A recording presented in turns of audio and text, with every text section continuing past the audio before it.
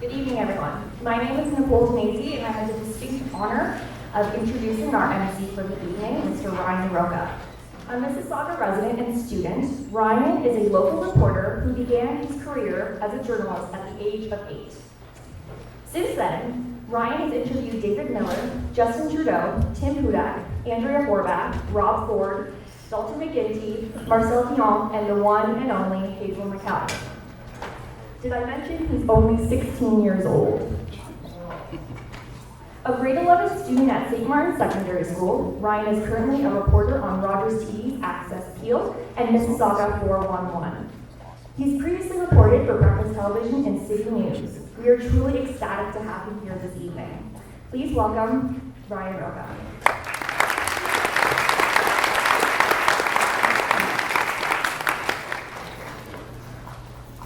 Thank you very much, Nicole, and welcome everyone to tonight's debate. It is an honor for me to be able to be your MC here tonight. I would like to welcome all the mayoral candidates that are here today. In addition to the candidates, I would like to thank the organizers who made this whole debate possible and all the students and faculty that took part. This year's municipal election is a historic one. On October 27th, it will be the first time since 1978 that the citizens of Mississauga will choose a new person to take a seat in the mayor's chair. Hazel McCall has built up a legacy over the last 36 years. She was re-elected time and time again, placing this city on a path of growth and success. Through her hard work, Mississauga has grown from a small town to the 6th largest city in Canada. It is one of these individuals that are with us here today that will be elected the 4th mayor of Mississauga and will have to build on Hazel's legacy. Today's debate here at UTM is the first of its kind. In the next 2 hours, we will hear the candidates debate and discuss local youth issues that will affect the future of this great city. In the past and present, young people have been an asset to political change, social justice, and societies as a whole. Though much of the youth is unable to vote, like myself, they and unborn generations will feel the decisions made by today's leaders. The city of Mississauga has recognized the importance of the city's youth. Since the launch of the youth plan by the city in 2011, Mississauga has continuously moved towards making the city's policies, activities, programs, services, and facilities more youth-friendly. According to the 2011 census, 22% of Mississauga's population is between the age of 10 and 24. Today's debate is focusing on that 22% of people. The Mississauga City Youth Council and the University of Toronto Debating Club have partnered to make today's event possible. The Mississauga City Youth Council is a new organization that brings youth issues to the members of council making decisions in City Hall. I would like to introduce Aaron Pinto and Maxwell Tran, the City Youth Council's co-chairs, to speak on behalf of the Youth Council.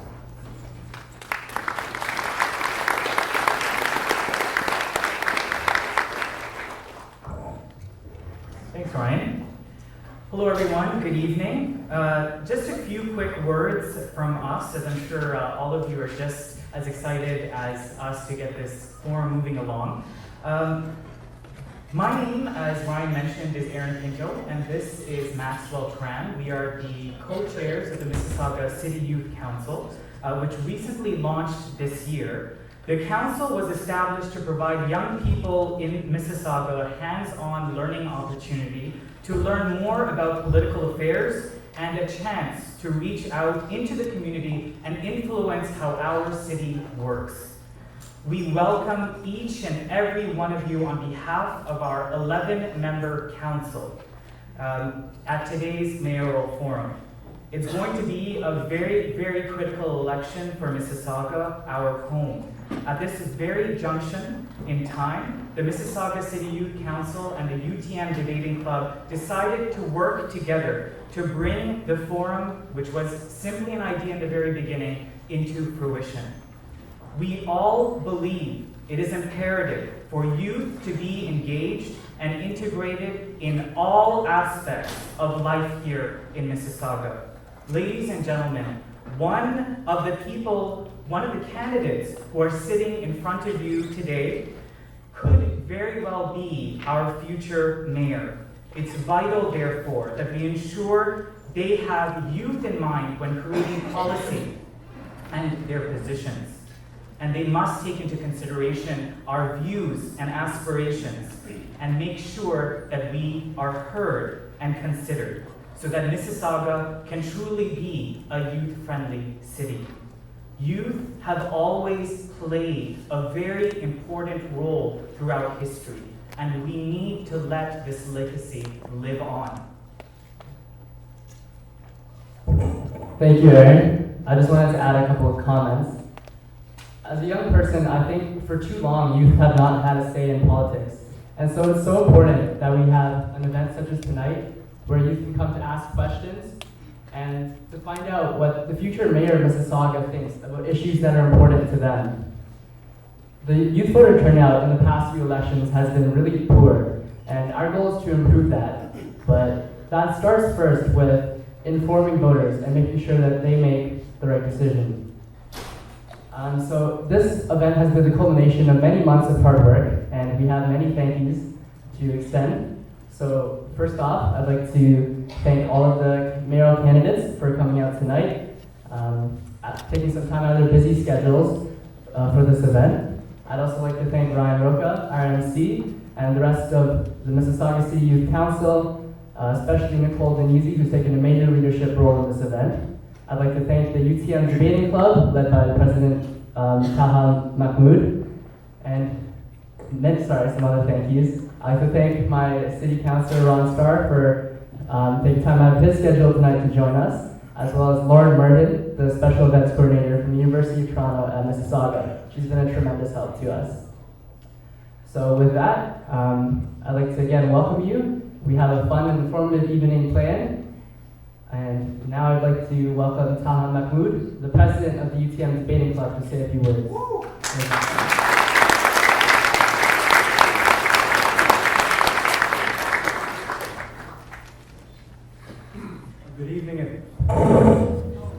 Good evening, everyone. Fellow members of the UTM community, staff members, mayoral candidates, I welcome you all today to our event. Firstly, I would like to thank a couple of people before I start off with my little speech. I would like to thank Mississauga Youth Council, firstly, for hosting this event along with us and making this day possible. Secondly, I would like to thank Lauren from the events for making this event possible. It wouldn't have been possible without her help. I would like to thank all the mayoral candidates who are present here today for their presence. We really appreciate you being here today. Finally, I would like to thank all of you who are present here today for being here and actually taking part in this debate and understanding that you play a very important role in this community. The purview of this evening is to inspire an open debate and give our mayoral candidates a chance to inform the students about their different policies that they will be adopting in the next term. Also, at some point in their lives, these mayoral candidates have been youth just like us, and they were in the same situation we are in right now. So our aim today is not only to host an event and to encourage the youth to exercise their right to vote, but more importantly, it is to encourage every student and every youth, every member of this community to make an informed decision when they go out to vote on 27th October. I sincerely hope that you enjoy this forum that we have prepared today.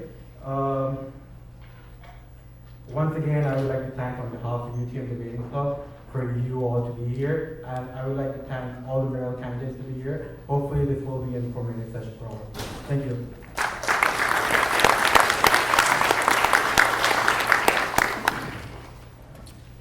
I would now like to ask that everyone please turn your cell phones on silent, but keep your phones on. If you have Twitter, please tweet your thoughts and questions using the hashtag SaugaSpeaks. At around 7:40, you will be selecting your Twitter questions to ask to these mayoral candidates that are here with us today.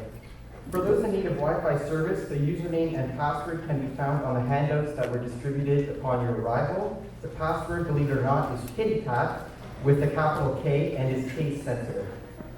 For those who are not on social media, you are also welcome to write down your question for the candidates on the question cards, which were also distributed when you arrived. Volunteers will be coming around to collect your questions at approximately 7 p.m. Please ensure that your questions are related to youth issues only. Next, I would like to introduce the University of Toronto Mississauga Student Union's VP Equity, Melissa Theodore, who will be our anti-harassment officer for the evening.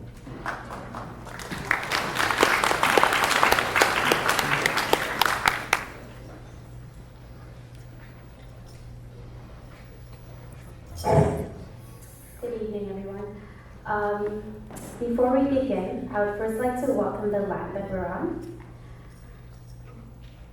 We can never work to end systematic and institutional violence if we do not center the narratives of Indigenous folks in our collective decision-making for social justice and equity. As settlers in Turtle Island, we directly benefit from the colonization and genocide of the Indigenous people of this land. In order to engage in resistance and solidarity against the injustices inflicted on the Indigenous people of this land, it is imperative we constantly engage in acts of decolonization. Therefore, I would like to acknowledge that we are on the traditional lands of the Mississaugas of the New Credit First Nation peoples, the traditional caretakers of this land. I would also like to pay my respects to their elders, past and present, and to any who may be here with us today, physically, mentally, emotionally, and spiritually. I am now going to read the guidelines that we will hopefully keep for this debate, for the duration of this debate. At this debate, we shall neither condone nor tolerate behavior that undermines the dignity or self-esteem of any individual or creates an intimidating, hostile, or offensive environment. It is our collective responsibility to create a space that is inclusive and welcomes discussion. Any form of discrimination and harassment will not be tolerated. Hate speech rooted in, but not limited to, anti-Muslim, anti-Semitic, racist, classist, ableist, homophobic, or transphobic sentiments and or remarks will also not be tolerated. We have an obligation to ensure that an open and inclusive space free of hate is established. Any behavior that does not demonstrate an open understanding of these principles and or creates an unsafe atmosphere will not be tolerated. Thank you.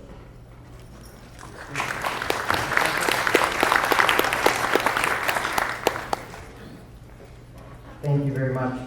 And now let's begin. Each candidate will now have 30 to 45 seconds to briefly introduce themselves. Our timekeeper, Kenza, who is sitting in the front row over here, will be keeping track of time for the entire evening. We have a question.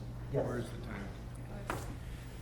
Sorry, Brian, we have a question here. Bonnie and I were discussing the fact that we have Brent Isaacs up here, who's also a mayoral candidate. Would it be possible for him to join us here at the table? I think he's the only one that's missing, and I have no objection. Any other mayoral candidates here? I don't have any objection. I don't see any point in having him in the audience when he's right here. He could join us as well. Would that be okay?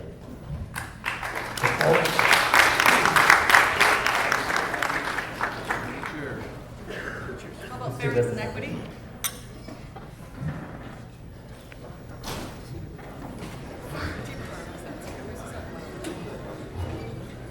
Thank you very much.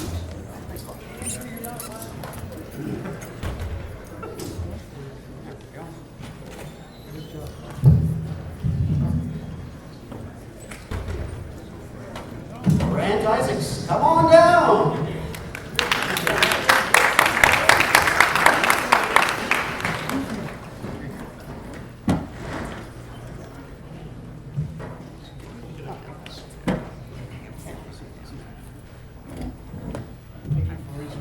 Hey, Brent, anytime, bro. What's up?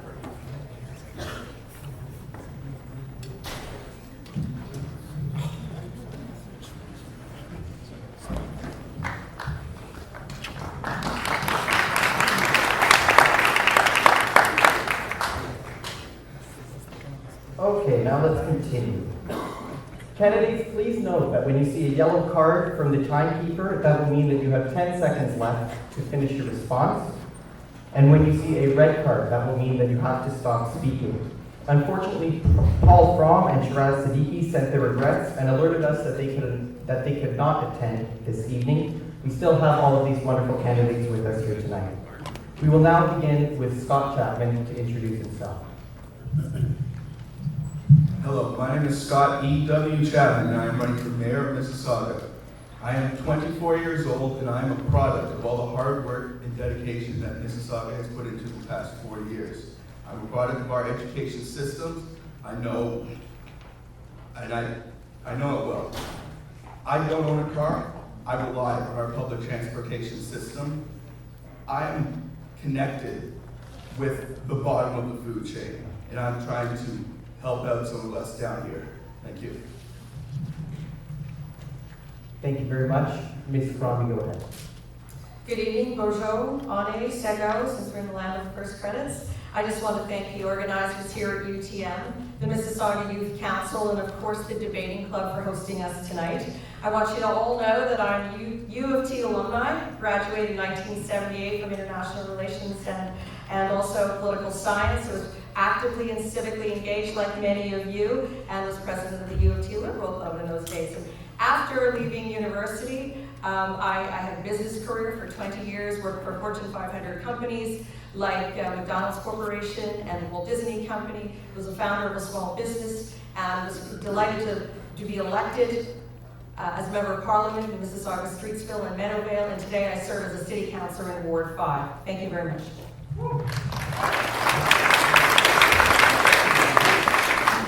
Thank you, Ms. Crombie, and now Kevin Johnson. My name is Kevin Jackal Johnston, and I'm running for mayor of Mississauga. I grew up in the city of Mississauga, in Cooksville, and I remember UFT before it was even UFT. I even remember the old water spring down on Mississauga Road. Hands up, who remember that? I'm right now raising my own family in the city of Mississauga, and with the exception of 2 years in the United States, I've spent my entire life here. My heart and my soul are in the city of Mississauga, and I want to do everything I can to make it the best city possible. Thank you. Thank you, Mr. Johnson, and now Ms. Suchon. Good evening, everybody, and thank you very much for showing up. Trust me, we have been debating for the last 1 month. This is the largest crowd I've seen. I have had 3 children of mine came to this university. In fact, one of them is still here in the last year. And I know the university in and out because I've been coming back and forth. If you look at my platform addresses your needs. And in fact, I pledged that I will donate my first year salary to the deserving students who would like to come to university but don't have a tuition fee. I bring 38 years of business experience to the table. If you look at my platform, this is the second time I am running, and last time I finished second to Hazel, the powerhouse, so it was natural for me to run again to be number 1. Thank you. Thank you very much, and now Stephen King. Good evening, my name is Stephen King, running for mayor of Mississauga. For those of you who've had the opportunity to look at my website, you'll see I have a very comprehensive platform. 3 main issues, though, that come to mind at this time. One is job creation in this city, especially youth-oriented job creation, to keep our young people here in Mississauga and have sustainable, well-paying jobs in this city. I also address social justice matters in this city, the level of poverty, affordable housing, the need to give back to the people, and I also address very comprehensive transit plan. I look forward to the debate tonight, discussing these issues, and look forward to meeting many of you after the debate. Thank you.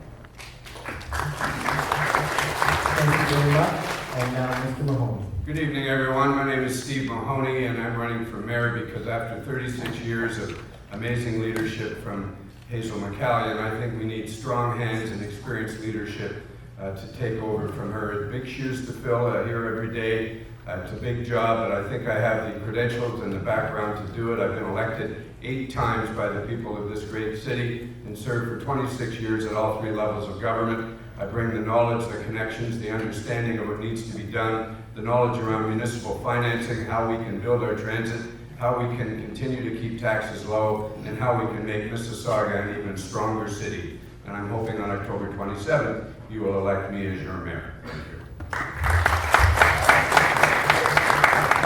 And Derek Ramkissoon. Good evening, my name is Derek Ramkissoon. I'm running for mayor of the city of Mississauga because I want to make a difference. I've been in Mississauga for over 25 years. I've brought up my family here. I'm a business owner in Mississauga for over 12 years. And with offices in Mississauga, Calgary, Edmonton, Langley, BC, and soon Montreal, I've taken a small business and grown it into something very big today. I've also do a lot of volunteer works in prison, in the men's prison in our city, because I want to transform lives, making men better husbands, better fathers, better sons, better workers. I also do a lot of volunteer work in the women's prison out in Milton. All the shelters in Mississauga we go to every Wednesday night, which I miss tonight because I'm here. But I go out there to make the difference in the lives of people. I'm here because I want to make a difference in the life of the city, the people of the city of Mississauga. Thank you very much. And now, Mr. Seitz. Hello, my name is Andrew Seitz, and I am a true product of Mississauga. I was born the same year that Hazel McCallion came to power. I'm running because I simply do not like what Mississauga has become. It's a sprawling, unsustainable non-city.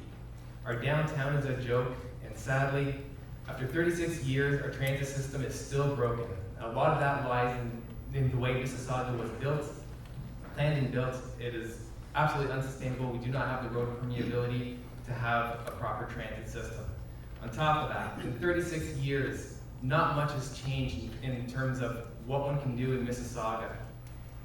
The same things that I did when I was a kid are the same things that are available for you to do now, and that's not right. Thank you. Thank you very much. And now, Mr. Isaac. Yes, my name is Grant Isaac. I'm a lawyer. I've been practicing for 40 years. I got called to the bar in 1974. I'm not a graduate of the U of T, but my sister came to this campus. She was in the first graduating class. It was Arendelle. Basically, the people that I represent are very concerned that the next mayor of Mississauga be someone who actually really wants this position and is not just running for this because they've been rejected at other positions and this is all that's open to them. And we don't want to see someone run off like Mrs. Adams into the next year's federal election and cause an $800,000 by-election. Thank you. Thank you very much. Thank you, candidates. Now each candidate will have to answer 3 questions relating to youth issues in the city of Mississauga. The candidates will have 1 minute response time per question. We will begin with Scott Chapman for the first question, and once we reach the end of the candidates, we will then proceed in reverse order with Grant Isaacs through to Scott Chapman for the second question, and then again proceed in the original order for the third question, beginning with Scott Chapman and ending with Mr. Isaacs. We will now begin with the question. Candidates, a 2012 Statistics Canada report revealed that the youth unemployment rate in the GTA is among the highest in Ontario at 18.1%. This is 2.4 times higher than that of workers aged 25 to 54, and that is the biggest gap since 1977. As mayor, how do you plan to combat youth unemployment so that less Mississauga youth are forced to move to other cities to find work? Mr. Chapman, you are up first. Well, as a youth in Mississauga, I'm one of those people looking for those jobs. But what I plan to do in Mississauga is mainly work with some of the largest employers in our city and just try to educate them. Because if they don't realize, approximately 1/3 of their workforce will be retiring in the next 5 to 10 years. And once the baby boomers are gone, if you have not hired youth up until that point, all the knowledge that was gained from 40 years of work experience will be lost. The most beneficial thing for a company can do right now is to hire youth, to allow their older population, to educate them and give them the knowledge and experience that they've gained before we lose that forever. Thank you. Thank you, Mr. Chapman. And now Bonnie Crombie, you may respond. I think this is the most critical question for the youth of this generation. We're facing double-digit employment figures with 15 to 20%. I think as mayor, what I want to do is invest in economic development and create jobs. There's so much we can do for our youth. I'm afraid we're going to lose a generation of youth that aren't going to meet the life benchmarks. I have 3 youth at home. They're 25, 21, and 17, and I see them struggling. Youth today have faced precarious employment. They face jobs, but they aren't finding careers. So that, what I would also do is initiate the Mayor Youth Job Challenge and hope to create 1,000 jobs a year by incentivizing and encouraging the 59,000 businesses here and 63 Fortune 500 companies to hire our youth. But there's so much more we can do, including, I was thinking about this a lot because it's such an important question, networking nights at MBOT, working with Advantage Mississauga, internship programs, experiential learning, co-ops, early business training, and you'll have to wait till later to hear the rest. Thank you, Ms. Crombie. And now Kevin Johnston, you may respond. One of our biggest problems facing youth is that they are not trained in how to look for work or how to even speak publicly or speak within the confines of a job interview. Part of my job as mayor is to make sure that I'm communicating with the youth at all times. We can use free social media in order for me to do so. We can have very highly skilled people in the line of training people on how to talk to our youth through the internet, no cost to the city. Now, the other part of my platform is to completely revitalize the waterfront from Cochrane Road down to the Toronto border. It is going to create thousands of construction jobs, and when we're done with an entertainment district, thousands of retail jobs as well. Thank you. Thank you, Mr. Johnston, and now Ms. Khan. I think it's a shame that we have 18% unemployment in youth. I'd like to know when I become the mayor, what has changed since 1977 to 2014 other than the population. What I find, I have 3 youth at home, 3 young people at home, and I know it's a lot of competition out there. Today you have to have 2 postgraduate degrees to earn in 5 figures or 6 figures. And this is what we need to address. We need to encourage our youth, our young people to get themselves a higher education than they normally get, finish the college, finish the university. This is one thing, and like I said, I would be very, very keen to put up a task force to investigate what went drastically wrong that we have 18% unemployment in the youth from 77 to now. And then I'll have a better answer once I'm the mayor. Thank you. Thank you, Mr. Khan, and now Stephen King. Youth unemployment is out of control in Mississauga. Another Stats Canada number, unemployment in general in 2006 was 6.4% unemployment in Mississauga. Today it's 8.7%. It's gone up 35%. It's unacceptable what's happening. I have job creation plans in the line of transit. I put forth a plan to put an LRT on Dundas, and we'll get more into the transit discussion. But this will spur on a complete redevelopment and revitalization of Dundas, which will create hundreds and hundreds of jobs for years to come. And ideally, working with those that want to develop in the city and developers in general, I want to propose financial incentives for them in the way of tax breaks, whatever it takes, so that they're mandated to employ the youth of this city and guarantee sustainable, well-paying jobs into the future. Thank you. Thank you, Mr. King, and now Mr. Mahoney. So as mayor, I want to create the Mississauga Futures Plan, which will actually create 1,500 co-op placements within my first 4 years and challenge the private sector to match that for a total of 3,000. I will also say that anyone that wants to bid on contracts for the city of Mississauga, procurement contracts for anything, must have an apprenticeship program where they're teaching young people new skills and and giving them new opportunities for jobs. I think that we can work with the private sector. We can increase our commercial tax base, which will take the pressure off the residential tax base, and in doing so, we will increase the number of jobs that are available. A study clearly shows that we have the ability to create 10 million square feet of new office space in Mississauga over the next 10 years, up to 25 million. And 25 million new square feet, that's 100,000 jobs, ladies and gentlemen. We can do it with economic development and strong policies in the mayor's office. Thank you, Mr. Mahoney, and now Derek Randerson.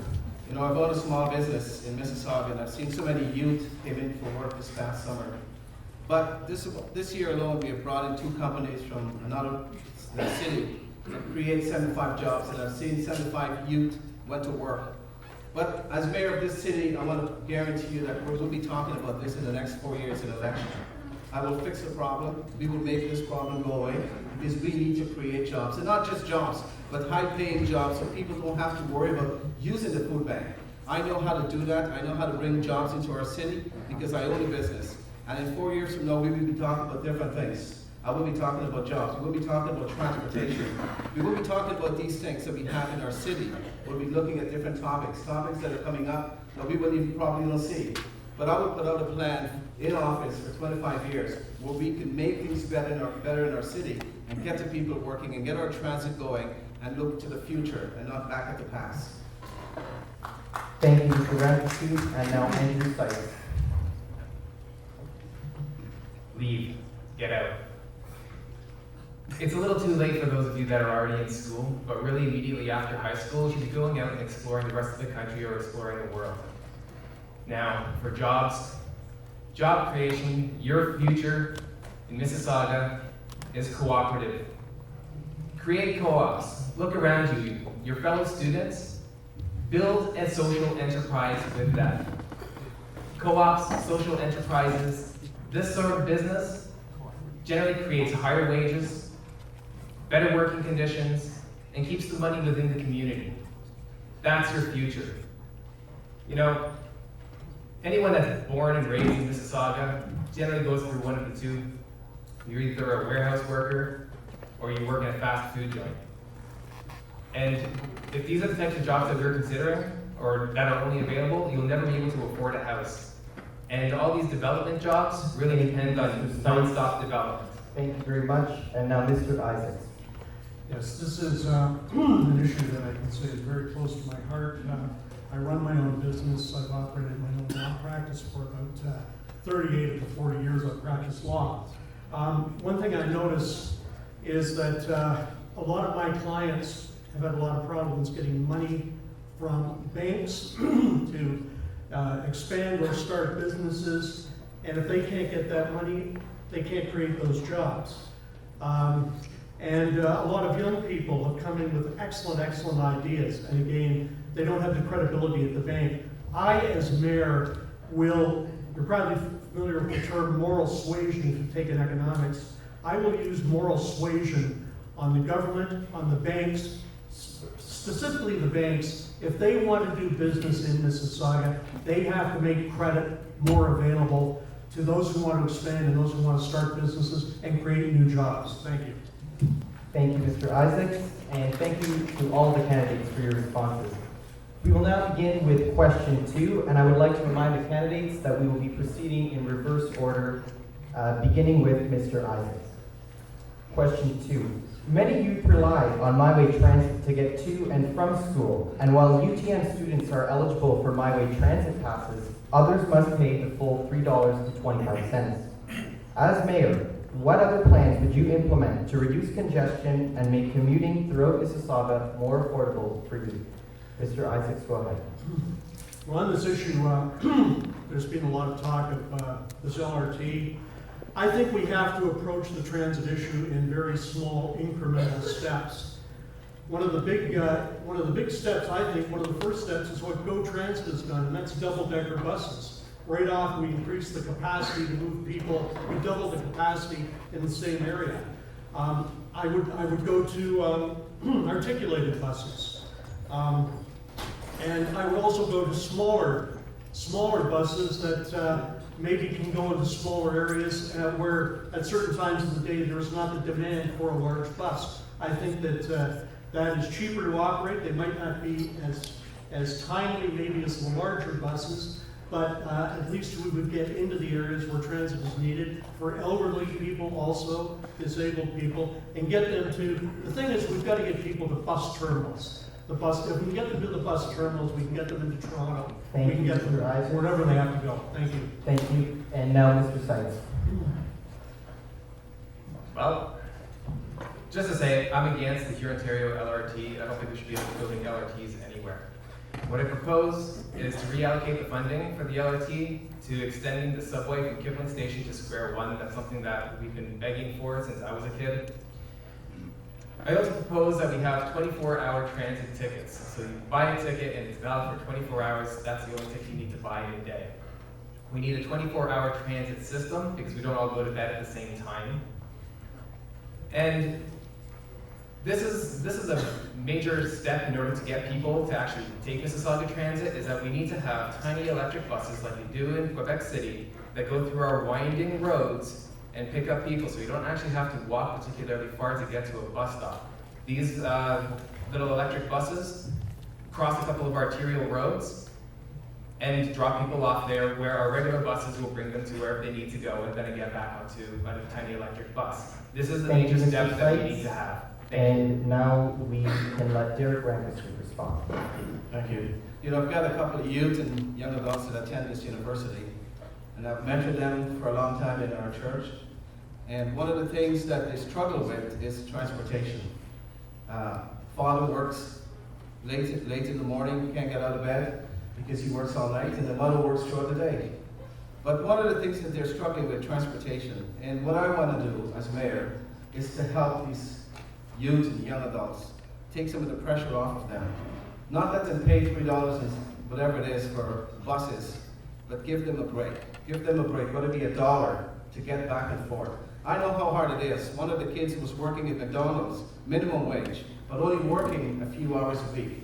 And that's all she could afford to. That's all they could afford to give her. But she can't afford to pay her own way in. Can't afford to get a ride with her dad. So she has to take the bus.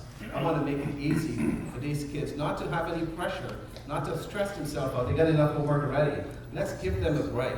And let's help them Thank you, Mr. to get a good Rankin. education. And now, Mr. Mahoney, you may respond. So in a minute, probably one of the biggest issues, if not the biggest issue in the city this year is transit.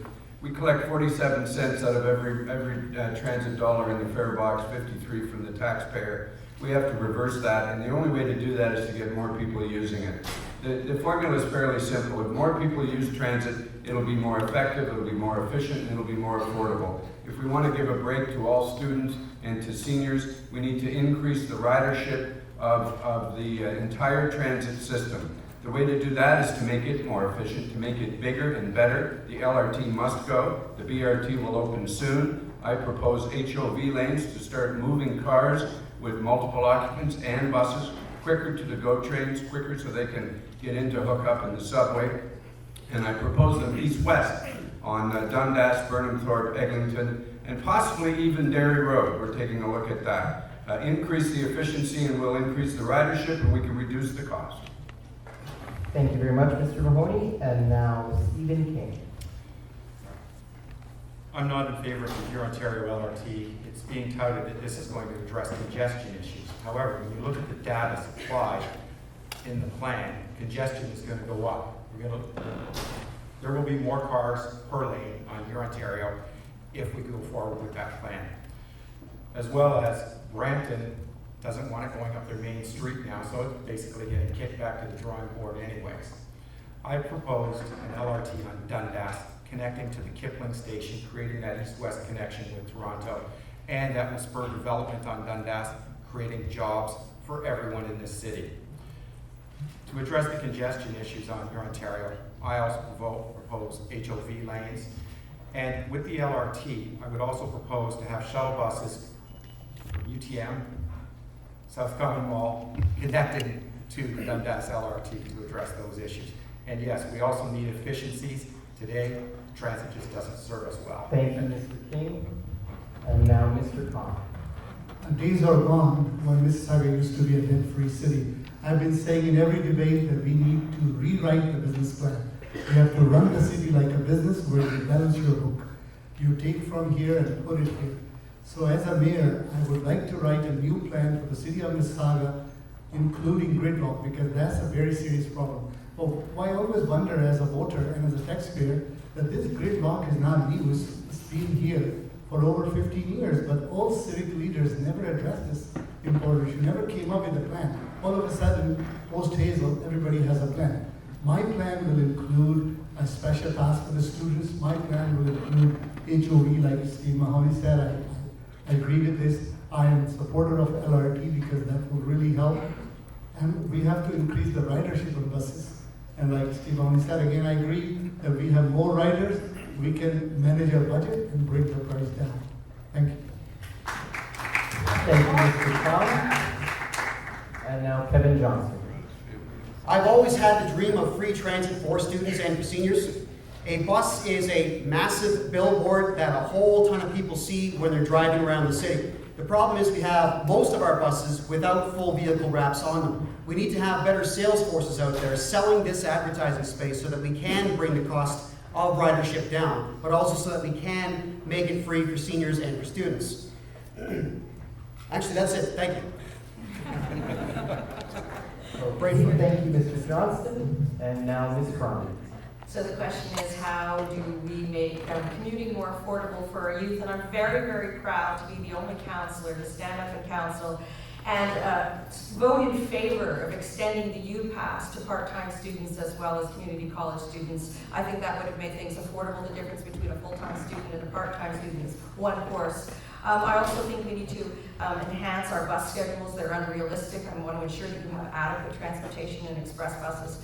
I don't agree with HOV lanes on city streets. I think it's going to cause congestion and chaos. And I am in favor of the LRT. I have a plan called Mississauga Moves, which is a regionally integrated transit system, which includes many of the things that I've already discussed: all-day, two-way, frequent, and electrified GO. Yes, the LRT would be the north-south spine. The ridership is the highest on that route. A BRT will be completed, looking at the Dundas Street corridor, and yes, Derry Road to connect into the airport as well. Thank you.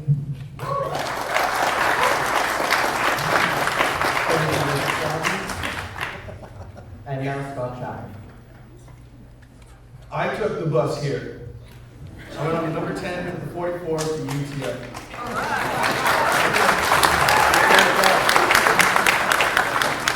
And I will likely be taking the bus home. Please don't cry.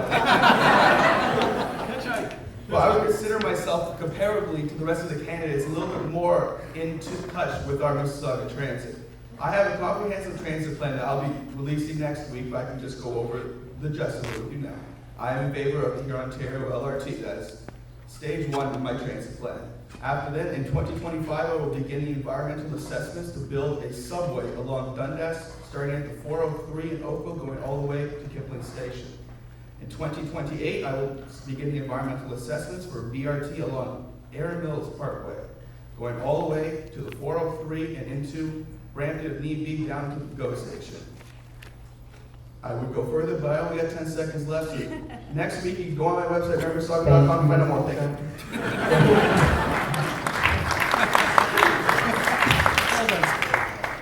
Once again, thank you, candidates, for your responses. And we will be returning to the original order in the candidates' responses, beginning with Scott Chapman.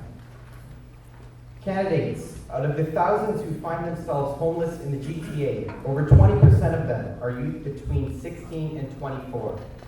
As youth, they face barriers to income support, education, paid employment, and rental accommodation simply due to their age. As mayor, what is your plan to provide more support and shelter for homeless youth within the city? Scott Chapman, you may begin. Well, my main plan is my affordable housing plan. And what my affordable housing plan is along here in Ontario, I will make it mandatory for all condominium buildings to build 10% community housing within their buildings.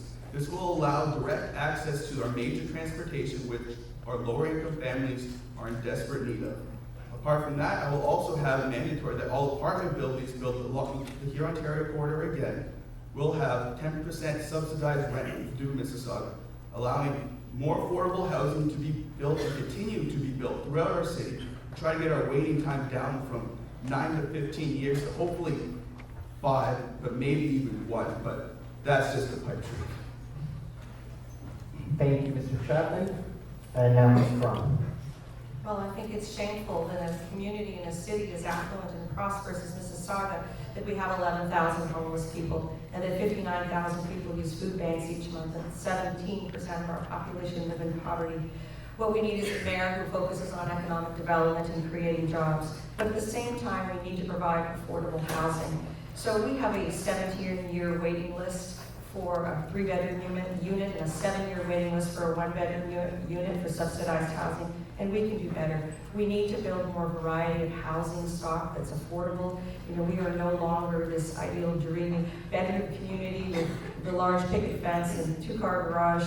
You know, we need a housing that's suitable to meet all our needs. You know, the empty nester, the senior, and the student and the youth as well. I would encourage and incentivize our developers to put a portion of their developments aside for more affordable housing. This year, council adopted a proposal to legalize and register basement apartments, which is a very small fix to a very large problem. And now we must hear from Kevin Johnson. Well, the homelessness problem does bother me immensely, and I understand why a lot of our youth choose to stay homeless as opposed to staying in shelters. I've stayed in a couple of shelters as an experiment just to write articles about it, and they feel like prisons.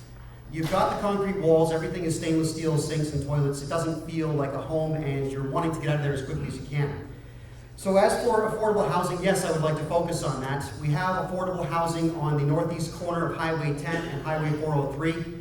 It's architecturally very sound and very attractive. If we continue to build structures as such, we won't even know that we have affordable housing here, and I do intend to build enough of it to go around. Thank you. Thank you very much. And now Mr. Khan. I have been saying all along that I don't want to promise something I cannot deliver.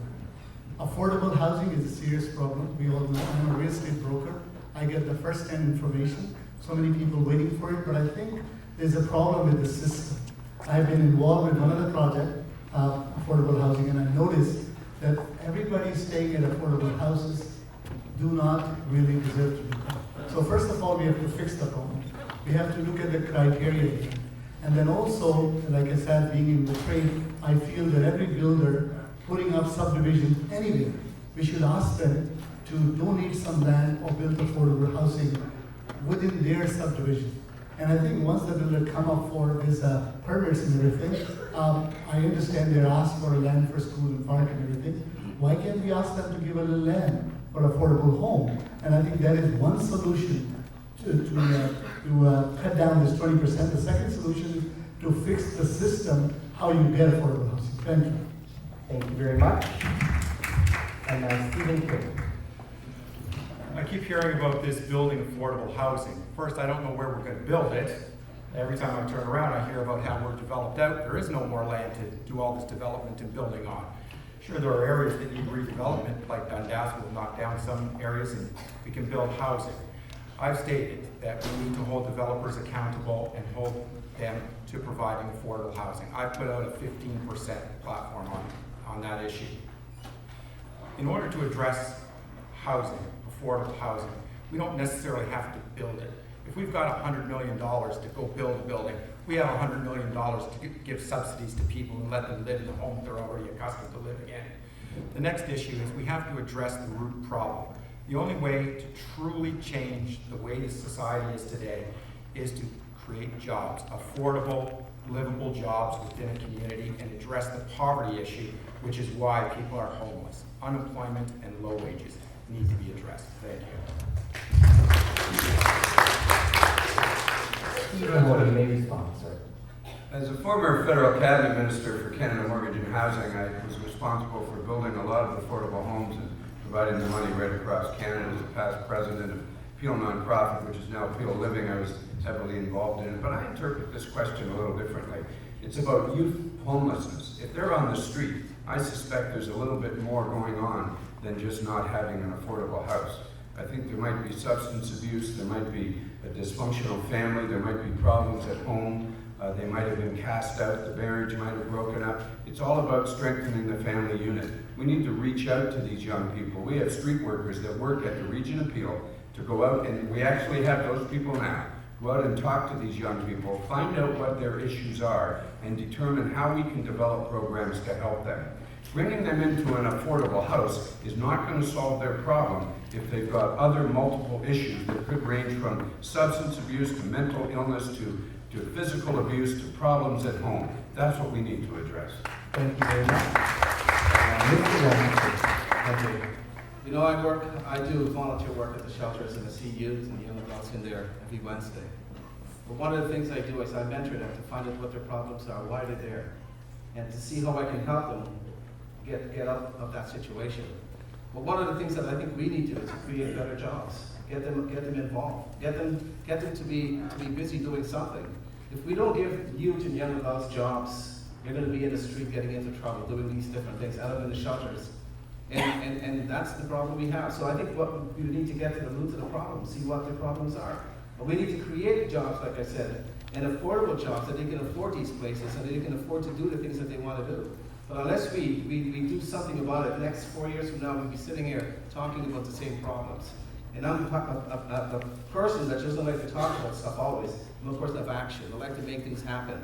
And I like to make changes, and I like to do things. And that's what I would do as mayor. I would look to the problems and see how we can fix them so we don't have these reoccurrences all the time. Thank you. Thank you very much. Andrew Sites. Oh, I'm just going to hammer this out as fast as I can. All new building developments will have mandatory integrated 10% social housing. We're going to have socialized, heavily regulated social housing in basement units. Part of the problem why youth are on the street is that they really have nothing to do, and again, many social issues, but one of them is that they have no self-esteem. So build pride, and that's where social enterprises like cooperative businesses really come in, because you actually have a say in your business.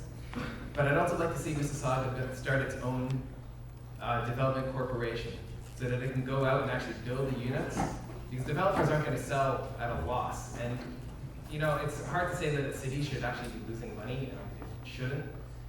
But at some point, the social good outweighs balancing the budget.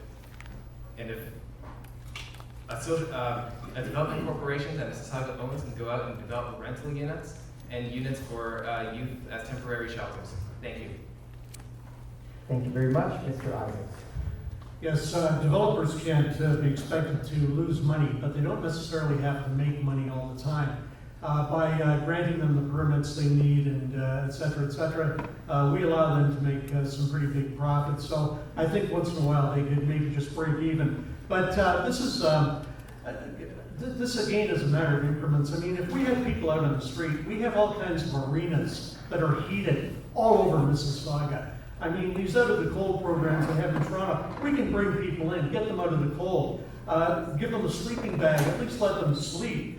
You know, something like that there's no need for people to be out on the street and to be homeless. I mean, okay, it's a nightly thing, but long term it can go from night to night to night. But again, we have to approach this in very small increments to get to the final solution. We can't just go to the final solution. We have to work up to it. But there is a solution.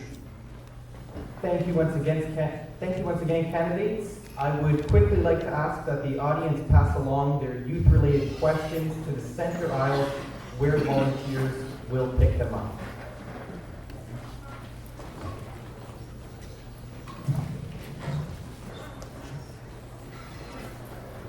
Thank you very much. And now we will start the next part of the forum.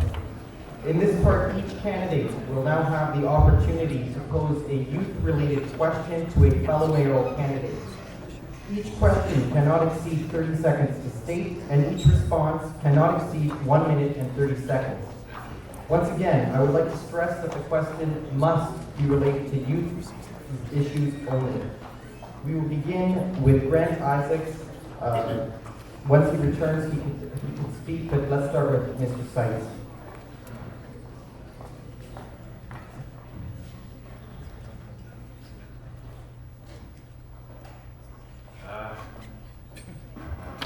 I don't know who to direct this to. If, Mr. Mahoney, if you intend to build 3,000 jobs, development jobs, for every year, I'd like to know what other jobs you intend to build, because that only appeals to a certain group of students. I'm not sure you understand what I said. I said that I would create 1,500 co-op positions in my first 4 years, and I would challenge the private sector to match that, to create 3,000 co-op jobs. I also said that I would require anyone that's doing business with the city of Mississauga to have, first of all, I have a number of things: to have a fair wage policy, to have a good health and safety record, and to have an apprenticeship program so that they can help train young people. I would work with our youth to provide mentors from the private sector to help them understand some of the problems that they're going to be facing as they carry on. I want to just share a statistic that comes out of a report, by the way, and it's rather apropos here. It talks about the employment and unemployment rates by education levels, and this is a report on youth employment in Mississauga. It says those with a bachelor degree actually have an employment rate of 73.1%, and the unemployment rate is 10%. The message there is stay in school, get your graduate, get your degree as long as you possibly can. Now I know once you graduate that I know many young people who are struggling to find jobs.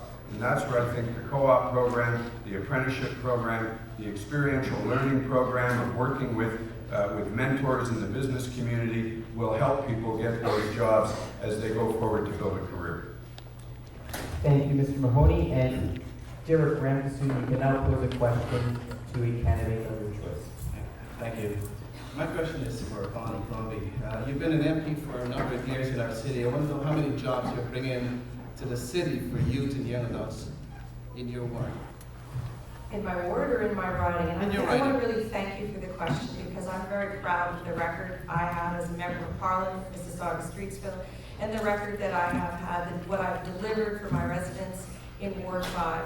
As a federal member, I spoke openly and actively on financial issues and fought hard to secure infrastructure funding money for our city here in Mississauga. And some of that funding that I secured created jobs and created Celebration Square. So I'm very proud of that.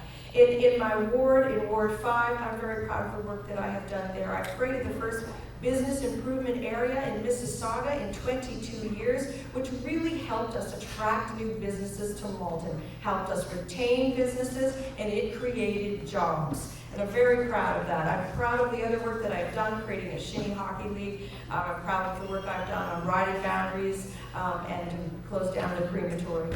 There have been a number of initiatives at the city to encourage promotion of our youth and creating employment. I had the opportunity to call on our companies and corporations. I represent 10,000 businesses in Ward 5. That's how many we have located. The next largest ward has only 1,800. And as I visit those businesses, many of them are corporate calls with the mayor, we ask them, what are those issues that we can address for you as a city council to make it easier for you to thrive in our city? And what about the issue of youth unemployment? Can you put our youth to work? Can you create internship programs? Are you doing enough to employ our youth? We don't want to lose a generation of youth in Mississauga. Thank you, Ms. Crombie. And now, Mr. Mahoney, you may choose the candidate of your choice to pose your question for. I'm going to ask my friend Stephen King a question. There you go. Okay. So Mississauga, to people outside Mississauga, it's seen as a suburb. To those of us who live here, we know it's a dynamic city. I would like to create what I call, instead of a suburb, a hubbub of technology, innovation, and entrepreneurship. I wonder if you've had any experience in that area, or if you have any suggestions as to how we could expand, particularly entrepreneurship for our young people. Yes.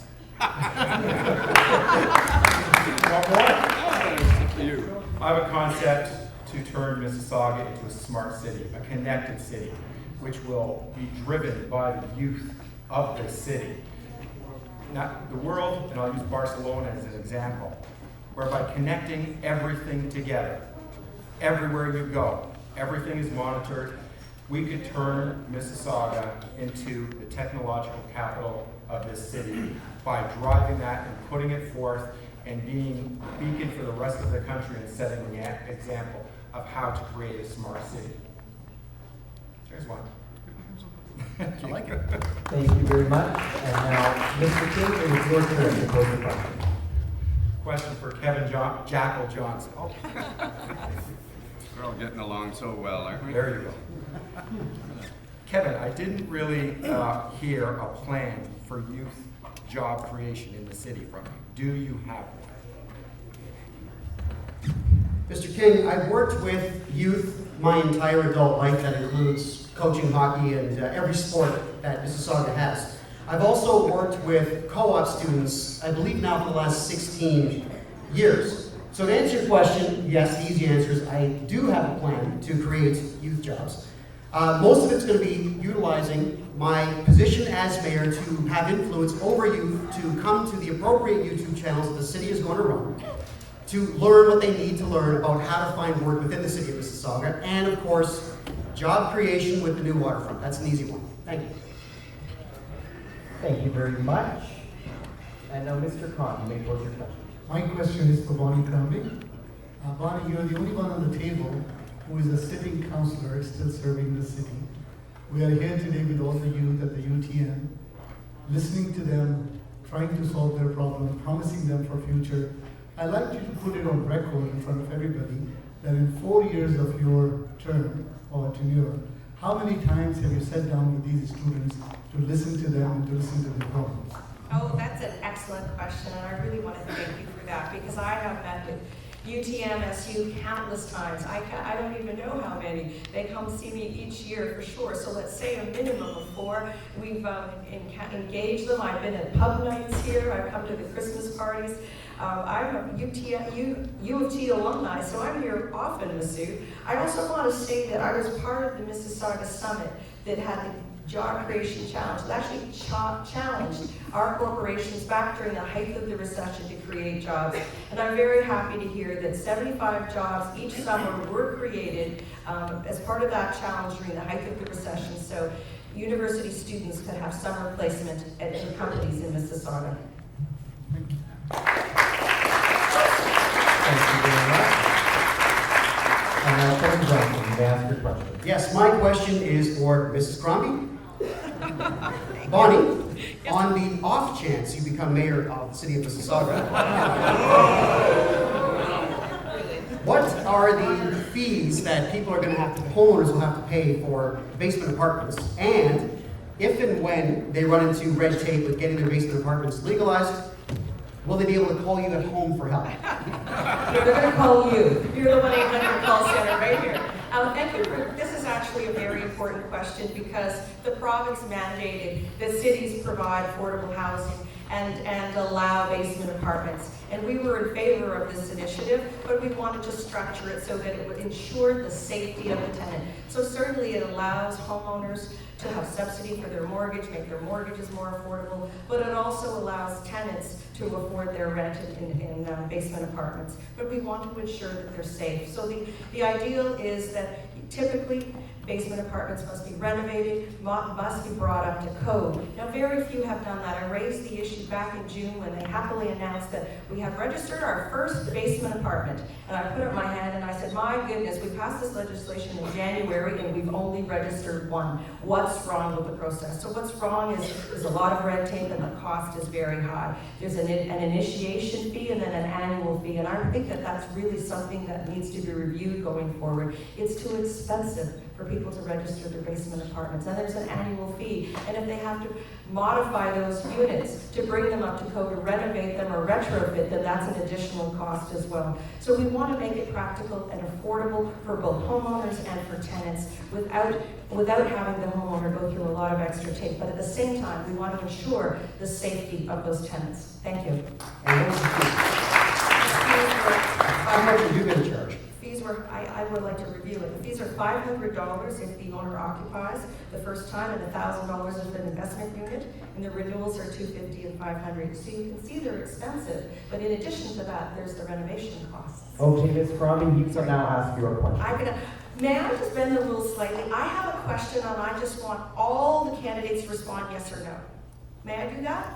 It's a very important question because this year's City Council voted to invest $1 million a year for 10 years to support the Institute for Management and Innovation here at UTM. We thought it was a worthwhile investment because, of course, there's a huge spin-off factor to the economy, $1.3 billion being generated to fuel its creation of 100 new jobs, huge investment in infrastructure, $152 million.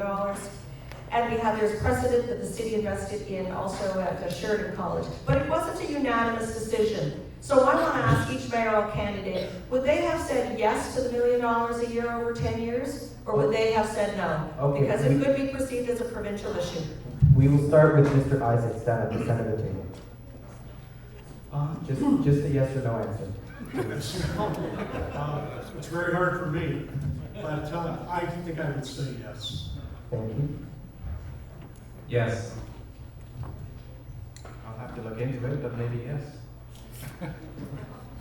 So the economic benefit and the return is 2.8 times what the investment is. I would support it. I think it's a good move. I've met with the president. I've seen the report.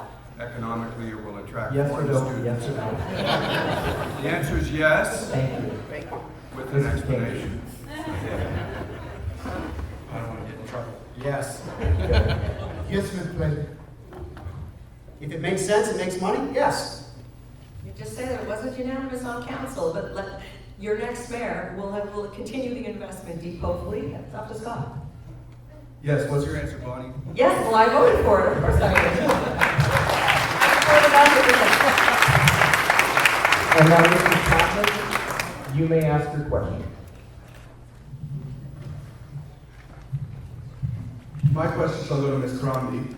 I want to actually go back to Derek's question because I didn't hear the answer. And I would request you, in 140 characters or less, name one job position you created for youth. In 140 characters or less, don't ramble on about jobs. General jobs created, one exact position created for youth. It's an easy answer for that. We created a number of them, frankly, but the couple that I would refer to, because I do my own tweets, we should ask if all the mayoral candidates do their own tweeting. I wonder if they do. So in 140, Yes. we created, certainly at the BIA, there is a youth working as our part-time administrator or executive director, and certainly at the community centers where I work, there have been a number of youth employed in camp programs. I don't know the number, but this is something that, we encouraged and participated in. Number of counselors, and also at the desk to help facilitate the seniors who love to enjoy the facilities at all their community centers, and they need a lot of management. So there have been a number of jobs created in my short time on City Council, yes indeed. Thank you very much. And yes, I do my own tweeting. And now we would like to come back down to this end of the table. Mr. Isaacs, you can ask your question to the candidate of your choice. Yes, I would like to ask Mr. Mahoney, my supporters are quite concerned, having seen what has gone on in the city of Toronto, of a family dynasty, family compact forming in the municipal government. They particularly are concerned about the idea of the mayor having a councillor brother, a brother as a councillor, and the fact that the brother seems to have been supporting his father, or his brother rather than representing the interests Thank you of very the much. electorate. What are your thoughts on this? Well, in the city of Toronto, I don't smoke crack, and I don't remember the last time I hung out with a bunch of criminals, so I don't think it's a relevant question to Mississauga. But I think what the underlying question is attracted to the fact that my wife Katie, after 23 years of very distinguished service on City Council, is retiring, and our 42-year-old son, a national sales manager for a paper company, is actually running in her seat. So there will be a Mahoney on the ballot in Ward 8 for council, and there will be one for mayor as well, and I trust both have a pretty good shot at winning.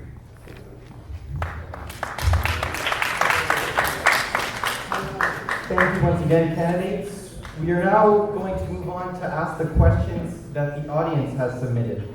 Some of these questions will be directed to one candidate, while others will be directed to all mayoral candidates. Once again, each candidate will have, this time, only 1 minute to respond. And we will start with Mr. Chapman. This question is directed to all candidates.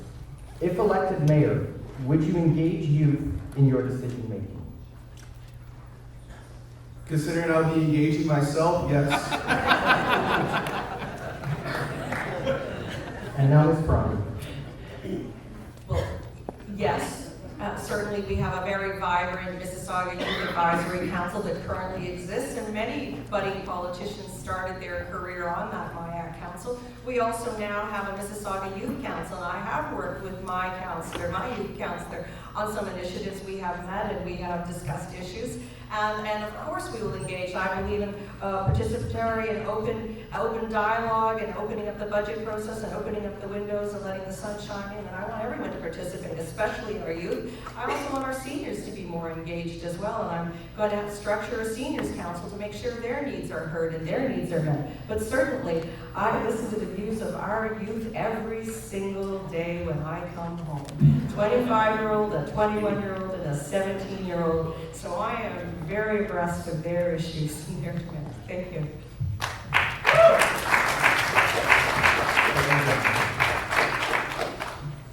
I worked for a while as a stand-up comedian, so the majority of my audience were young males, about say 18 to 45.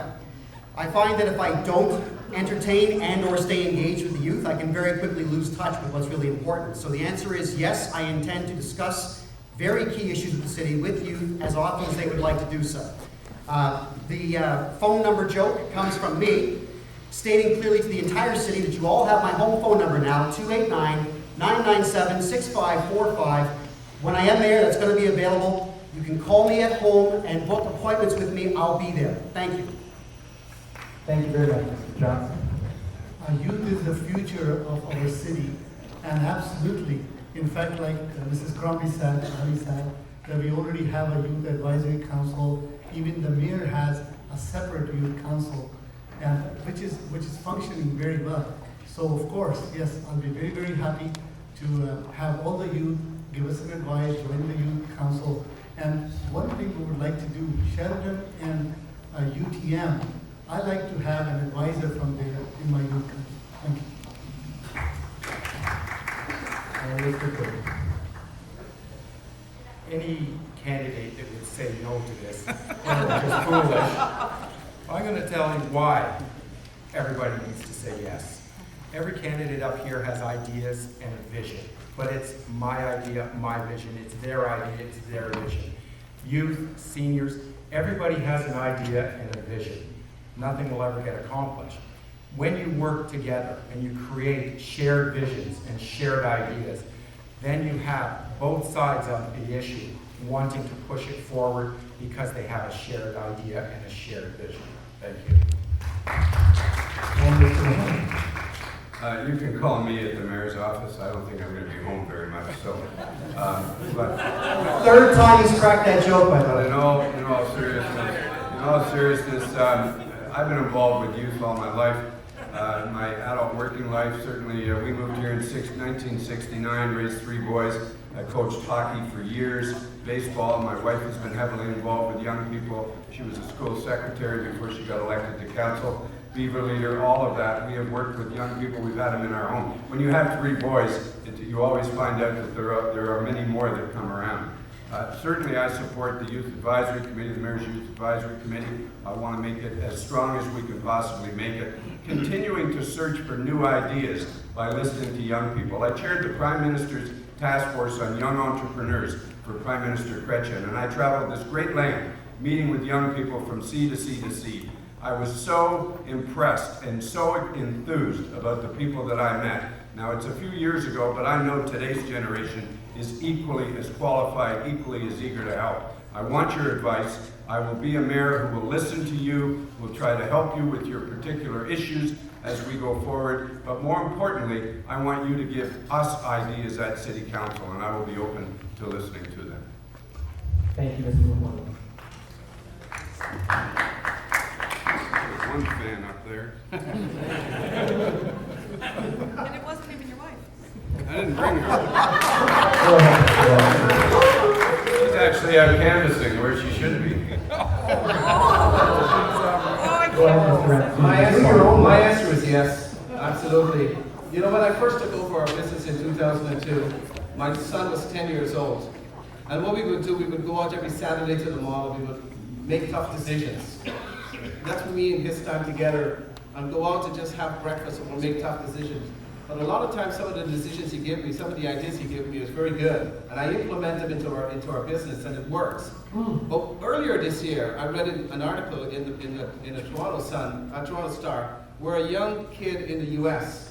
has shown the government, the U.S. government, how they can save, I believe it was $12 billion by using a different kind of font to save ink.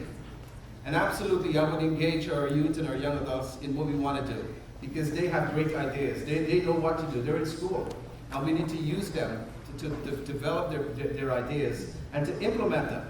Like I did, my son will implement his ideas, and it works. I will engage all the youth and young adults, even as I do now in the shelters and in our church and elsewhere. I will do the same, just because I want to get them involved and get their ideas out so they can start being more positive and have more confidence in what they're doing. Thank you. Thank you very much. Mr. Sykes.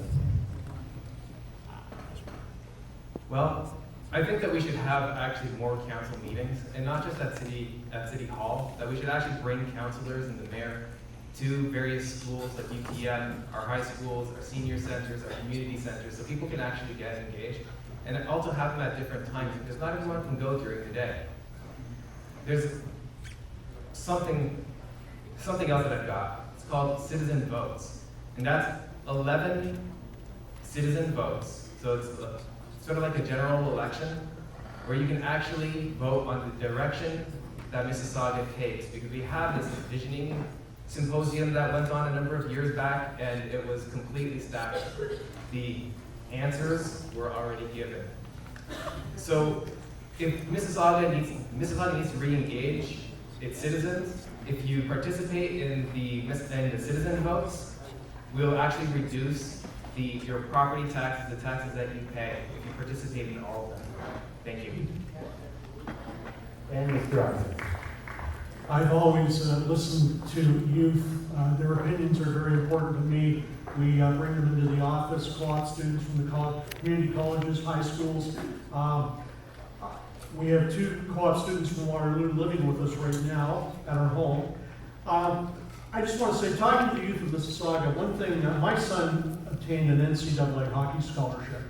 And a lot of the youth in Mississauga are into sports, and they're very, very interested in how you go about doing that. And I know how to do that. I know the right buttons to push. I know who to contact. And believe me, to get an NCAA scholarship in any sport of any kind, not just in sports, in music, is a game changer. It can change the dynamics of a family forever. And I am prepared to set an office up to help families and young students do that in Mississauga. And I can do it. I know how to do it. And I would be pleased to set that office up. Thank you. Thank you very much, candidates. And our second question is once again directed to everyone, so we will begin with Mr. Isaacs at this end of the table. Many of you spoke about developing careers in infrastructure. How will you encourage knowledge-based careers for youth? Mr. Isaacs, go ahead.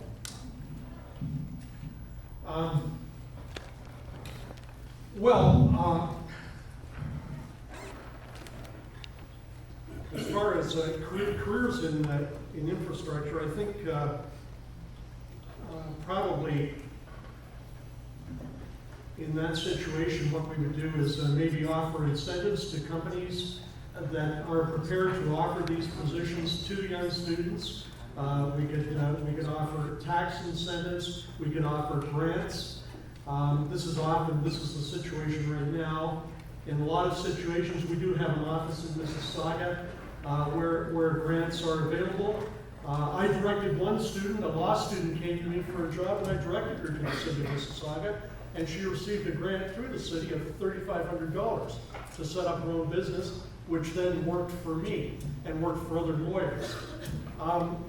So I think it's a matter of using the office of the mayor in a moral persuasion manner to lean on companies that want benefits from the city of Mississauga. We want something back from them. They want to be here, they want to be in our city, and they want something from us. We want something from them. As I said, I would lean on the banks for the benefit of Mississaugas, not just businesses. The seniors, the youth. I want better interest rates for people. I want more accessible money for people. Thank you very much. And now we have to go to Mr. Sykes. Well, again, cooperative enterprises are the way to go. Now, just to clarify, these aren't the co-ops that you get in high school. That's something completely different. The cooperative business is a legit business model where you actually have a vote as to how the business is run.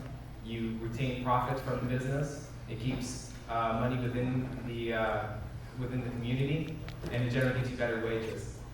And Mississauga needs to support co-ops. I like to use New York as an example.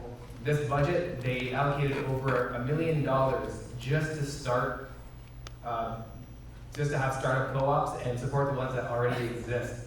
If New York believes in it, I'm pretty sure it's going to be good enough for Mississauga.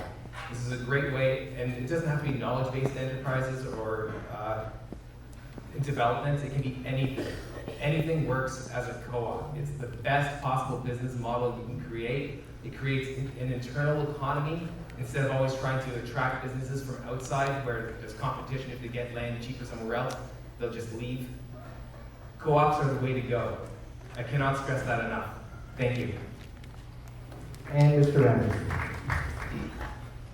You know, I like to always lead by example. And last year, I took a young man, 26 years old, from prison. And he shadowed me for 6 months because he wanted to change his life around. And for 6 months, he'd go with me everywhere I went to. Wanted to look at our business and how we do things. Today, that young man is not only a truck driver, but he opened up his own business and he's supplying us. And what he's doing now, he's giving back to the people that he was hanging around with, to change their lives around, to turn their lives around. And so I always want to lead by example, to bring people in to see how I do stuff. And then they can follow my footsteps, follow my lead, and help them in their walk, and so that they can develop and be the person that they want to be. What people are looking for is somebody who believes in them, somebody who cares about them, somebody who can give them that chance, that they believe in them, and just say, you can do it. And this is what this young man did. And today, he turned his whole life around. He's not the young man he used to be. But mentorship and leadership goes a long way in the lives of certain people. Thank you. And Mr. Mahoney. So in spite of the fact that Ford just created 1,000 new jobs at their plant, our manufacturing sector has taken a major hit. And I think knowledge-based jobs are exactly what we need to be looking at. We need to look at new technology. We need to attract businesses, foreign investment. I will work with our diaspora, the different communities. We're the most diverse city in Canada. Let's take advantage of that, attract foreign investment. Look at our job notice. This is a really important question for transit. The Board of Trade have told me that they have companies who will not hire someone whose commute is longer than 45 minutes. The reason is after 3 hours every day going to and from work, they quit and take a job closer to home for less money. And the company's already spent the training funds and buying them equipment, etc., getting them set up. So we've got to have a city that moves, a city that works. We need to build proper transit to serve our employment nodes in the Northwest and the Airport Corporate Center. My transit plan does exactly that. This will give the existing businesses in our city an opportunity to retain jobs, to create more jobs, and it will attract foreign investment to come and set up, just like the pharmaceutical companies and the big IT companies have already done.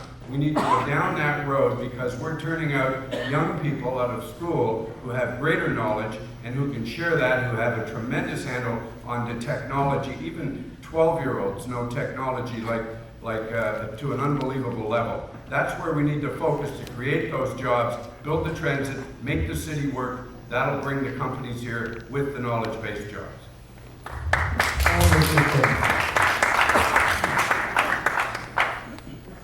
Today, and in several of the debates, you've heard candidates and citizens talking about what's wrong with the city. This is broke, this isn't efficient, this doesn't work. Clearly, we need these knowledge-based jobs at City Hall, and I agree. We need historians, we need thinkers, we need philosophers, we need to be challenged, and our ideas need to be attacked and torn apart because we keep making mistakes apparently. By having educated people, we will have thinkers who will just have ideas that will sit and have dialogue together and formulate proper plans, proper business plans, proper economic plans, proper plans for housing, social issues. The people aren't thinking enough. We're just about doing, it seems. And then even then, things don't get done. We need to start looking at things differently because apparently everybody says the way that we've been doing things isn't working. And knowledge is power. The more knowledge we have, the more we will succeed. Those jobs need to be put into society.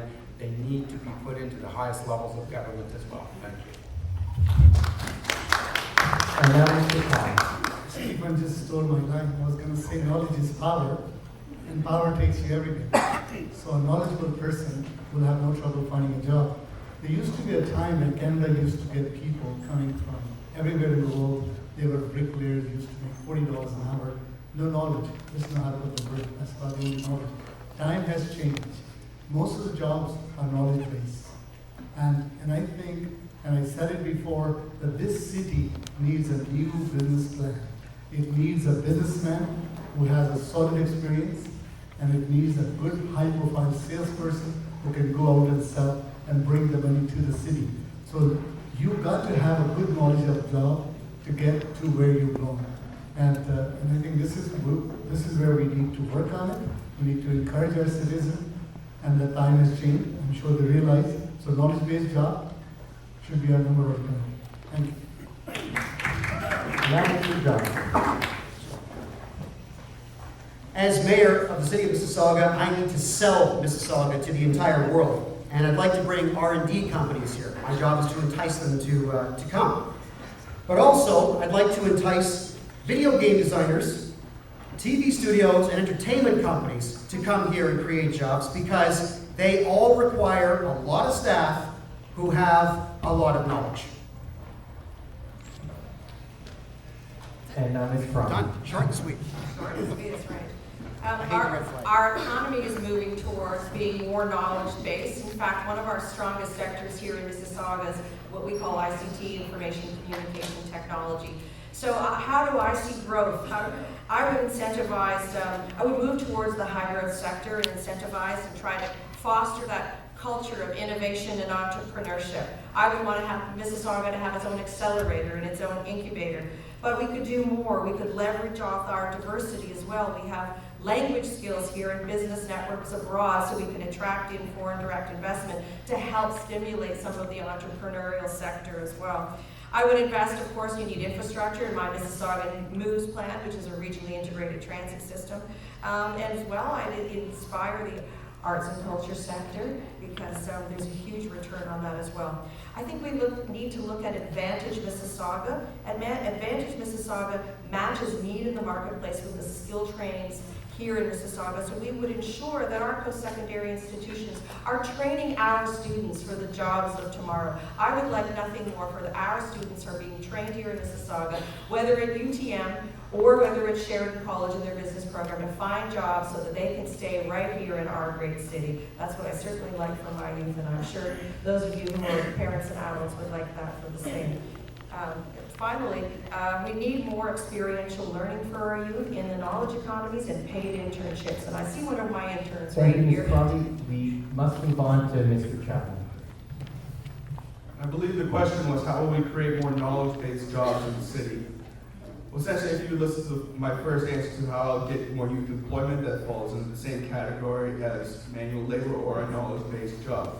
But apart from that, I believe in more grants for youth entrepreneurships, because some people realize that it's easier to make a well-paying job than it is to find a well-paying job. Thank you very much. And just before we move on to the next question, I think it would be important to mention that hashtag Saga Speaks is trending number 5 in Canada on Twitter. So keep tweeting and saying that Mississauga youth matters. So our next question, once again, is directed to everyone. We will begin with Mr. Chapman. Candidates, what is your plan for creating youth-friendly spaces within Mississauga? Mr. Chapman. I feel we already have countless youth-friendly spaces, from our public parks to our recreation centers. I don't really know how much more I can do than what is already built.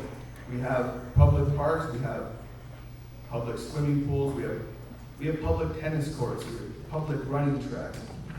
We have countless public workspaces. I don't really think I would create too much more in the space that we have left to build. And Ms. Cromley.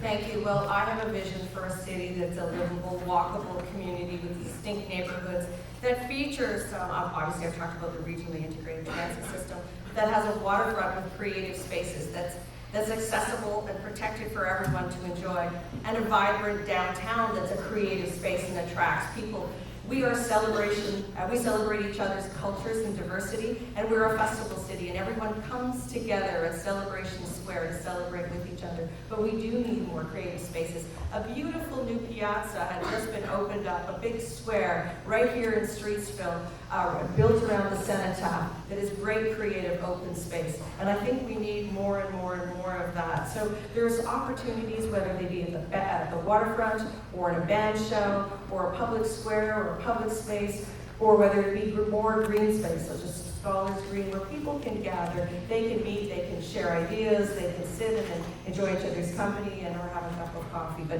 what we need in Mississauga is places, creative places where people can gather and people can enjoy, especially our youth. Thank you. Thank you, Ms. Crosby, and now Mr. Johnson. For all the youth who are here who skateboard, just so you know, I am a former skateboarder. I've got more than 25 broken bones to show for it. What a lot of my plan is to redevelop the waterfront, as I mentioned earlier, to have Canada's biggest skate park, which would also have roller hockey, cage soccer, and roller derby, because I'm a huge fan of roller derby. It's something that women actually have for themselves, and I admire that. So let's redo the entire waterfront and make sure that we have the center that not just youth can go to skateboard at and to rollerblade at, but entire families will go out and spend their days there. I'd like to surround that with bars, clubs, nightclubs, restaurants, and cafes, so we have that perfect center for it, and run buses to it 24 hours a day. So this, and just every hour on the hour is all we need to do. This way we don't have our youth hanging out at Tim Hortons being harassed by police at 3 o'clock in the morning. We all know that 9 to 5 does not exist anymore, hasn't existed for a long time. So let people go have fun in a designated place at 3 a.m. at their leisure. Thank you. Thank you, Mr. Johnson. And thanks for the applause. Like I said earlier, youth is our future. But a healthy life requires activity for everyone, youth, seniors, young people. My age group too busy making money, so I often see young people and seniors enjoying those facilities. I always said Mississauga is a blessed city. We have beautiful waterfront, which was ignored for years, and somebody came up with a good idea to put up $1 million townhouses there, and now they're improving that area. And luckily, when I ran last time, I had a platform to buy more land from Milton or Brampton. And City of Mississauga ended up buying 7.5 acre land west of 9th Line and east of 407. It's owned by City of Mississauga. I believe is dedicated, or I've been told, is being dedicated for a sports complex. So we're going to have a lot more recreational and activities for everybody, not just the youth. And this is what the city needs. So we need a mayor who takes real interest. I founded Cricket Council in the city because cricket is the fastest growing game in Mississauga. And there were only one team at that time, Mississauga Ramblers, when I used to play in the 80s. Today we have almost 300 teams taking parts, and most of those teams have young players. So I have done my job. I'll do more when I become the mayor. Thank you. And now Mr. King.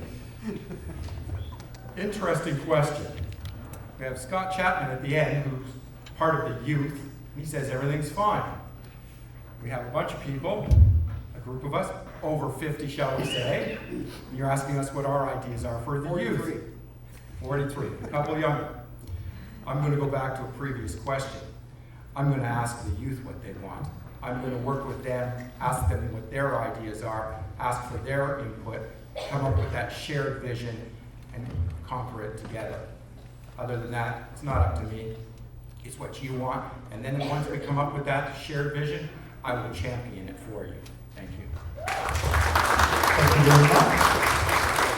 And Mr. Mahoney.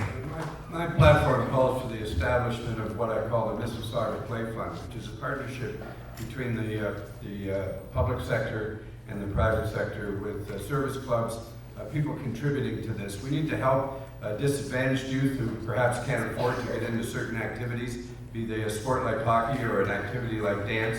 We need to give people that equal opportunity. But I also am very impressed with the relationship the city has with the separate school board. You can see it in some of the shared facilities that we have. We do not have that same relationship yet with the public school board, and I think we need to do that. So that's dealing with the active types of facilities, the tracks, the fields, that kind of thing. The that's being built with the schools. You can see it at St. Ignatius Loyola out on Burnthorpe, west of Winston Churchill, a spectacular facility.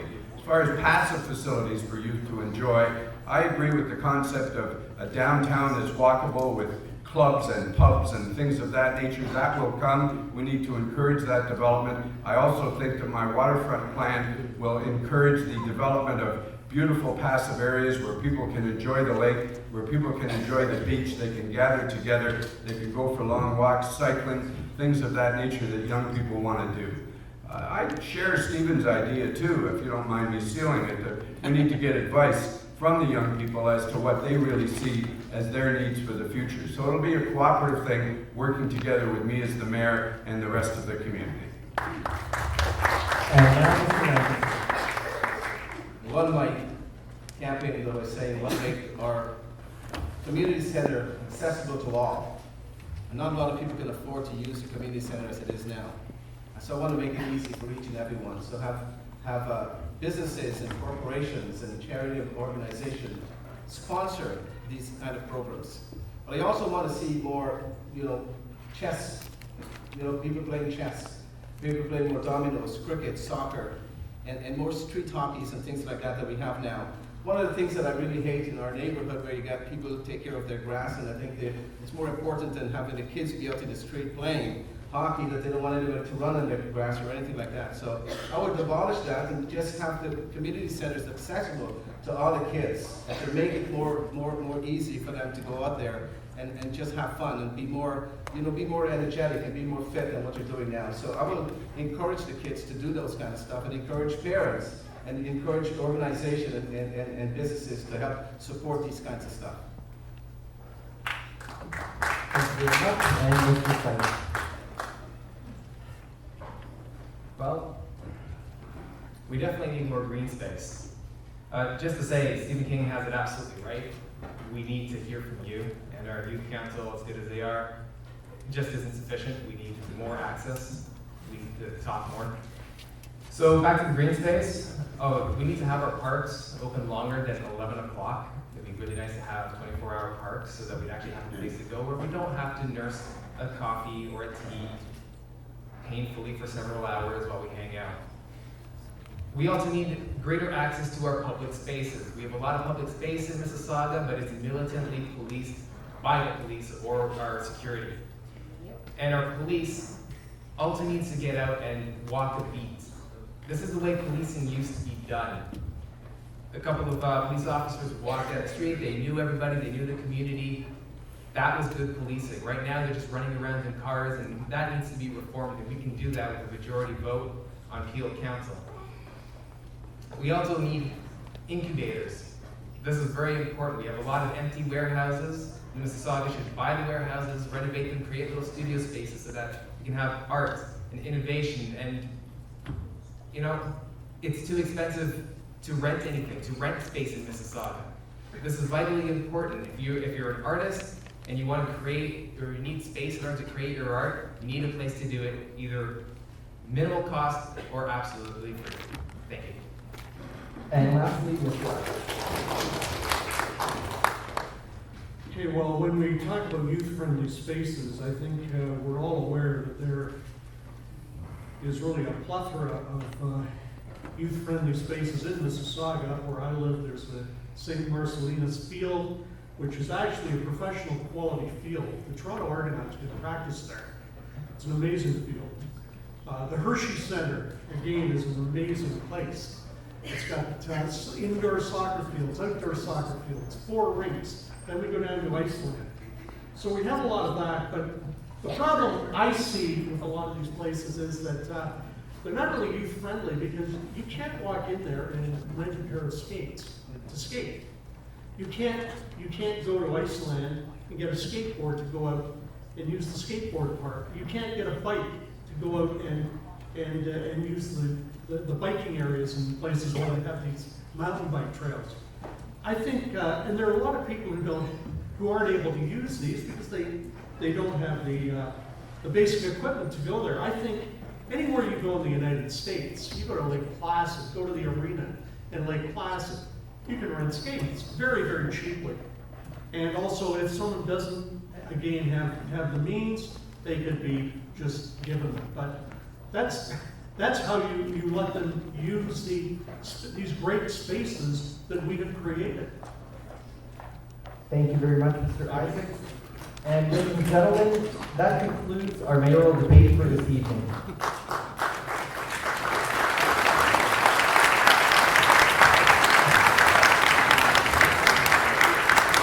It is great to be able to hear the candidates and what they will do to combat these youth issues if they were elected mayor of the city of Mississauga. As a young person, I look forward to City Hall making decisions with the youth of the city in mind. And thank you to the candidates for your time today, and good luck on October 27th. Also, thank you to everyone who's in the audience for coming out to watch tonight's debate and realizing the importance of youth in our municipal politics. The Mississauga City Youth Council and the UTM Debating Club have worked extremely hard in order to make tonight's event possible. Thank you once again to those groups, as well as the Art Gallery of Mississauga, the volunteers who assisted tonight, and of course, all of the members of the media who came to cover the debate on these important issues. Now everyone can continue to mix and mingle and speak directly with the candidates, the members of the Youth Council, and the Debating Club if you would like. Thank you very much, everyone.